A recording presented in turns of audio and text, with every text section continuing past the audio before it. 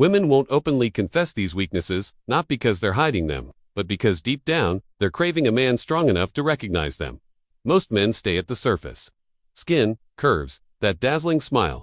But beneath her beauty lies tension, a storm she can't name, a desire she can't admit. She's not looking for flattery. She craves presence. She doesn't care for approval. She yearns to feel your edge. You're not here to dazzle her. You're here to read her, catch the flicker in her eye when silence hits. Notice the pause in her voice when she says she's fine. See the break behind her strength. This isn't manipulation. This is masculine command. Stoic, sexual, immovable. You're not here to pull her apart. You're here to stay composed as she reveals herself. That's what makes you dangerous. OND. Before we move forward, Dev got something for you. A free guide. The Female Mind Control Handbook. It breaks down the secrets to making any woman crave you. Download it now, link in the description or pinned comment.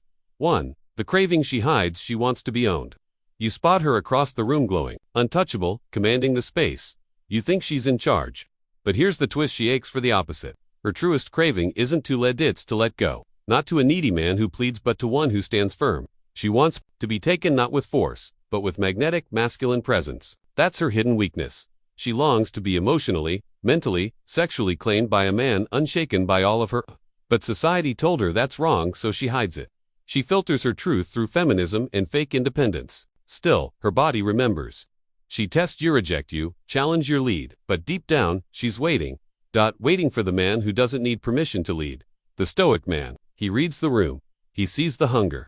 He remains unmoved. He doesn't chase. He moves with silent power. That contrasts her chaos, and your stillness wakes something ancient. It bypasses logic. It makes her submit without even knowing why. Most men never get that far. They impress, flirt, prove themselves. But a woman isn't claimed by words. She's claimed by presence. Be that tanned, she follow. Wet, breathless, grateful. To her lips lie, her body doesn't, words lie. Her body doesn't. She'll say she's not looking for anything deep, but her pupils dilate. She'll say she doesn't catch feelings, but check your stories at 3 a.m. She'll say it's just fun, then freeze when you flirt with someone else. Her words are a shield. Her energy tells the truth.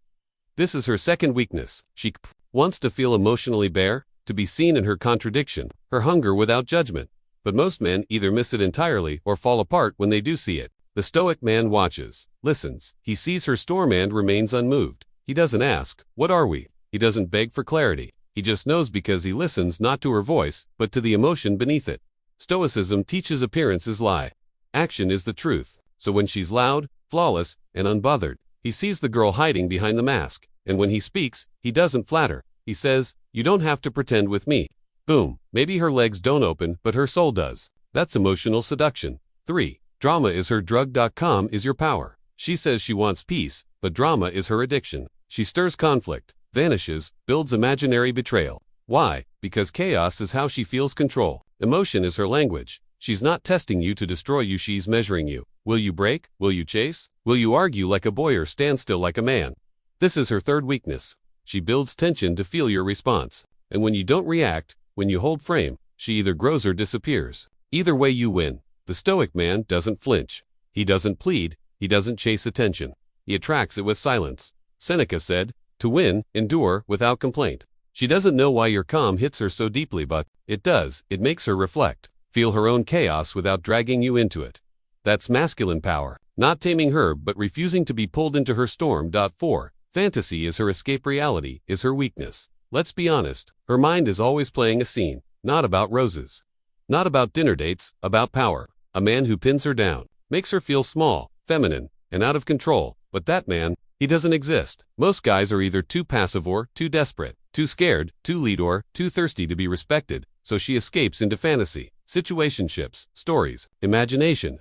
This is her fourth weakness. She fantasizes because reality lacks fire. The Stoic man doesn't try to fit her fantasy. He becomes her anchor. He walks like he owns the room, speaks like he doesn't need her agreement, touches like she's already his. He doesn't seek validation. He becomes a new fantasy rooted in presence and primal confidence. Suddenly, she stops dreaming because you are the dream.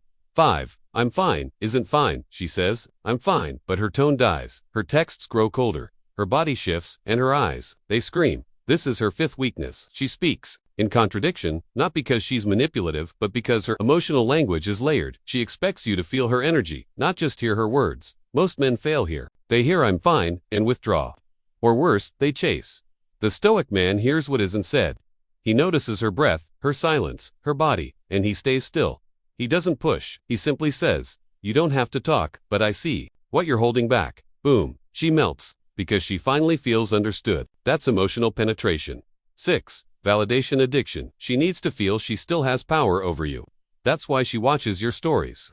That's why your ex texts you when you've moved on. It's not love, it's the validation fixer. 6th. Weakness. She measures her value by your attention, and most men feed the need. They respond fast, they flatter, they stay available, and she feeds on it. The Stoic man sees through it. She texts, "Hey," he thinks. She needs a hit, and responds, "Slow F it all."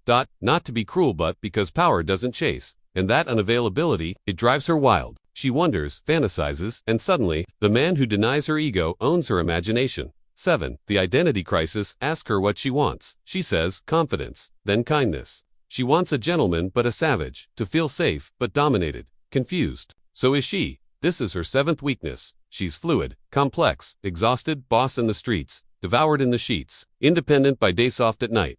She's tired of pretending. She doesn't want control. She wants grounding. The Stoic man doesn't need her to figure it out. He doesn't react when she contradicts herself. He just says, "You don't have to know who you are with me, just be here."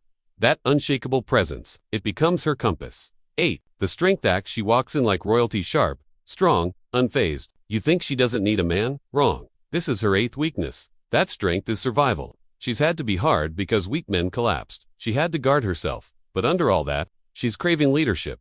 Not from a tyrant, but from a man strong enough to hold her fire without blinking. She doesn't want your wallet. She wants your resolve, your backbone, your steady hand when she's in a storm. When you hold her firm while she's yelling. When you say, "We're doing it this way," without flinching, she exhales. Finally, because the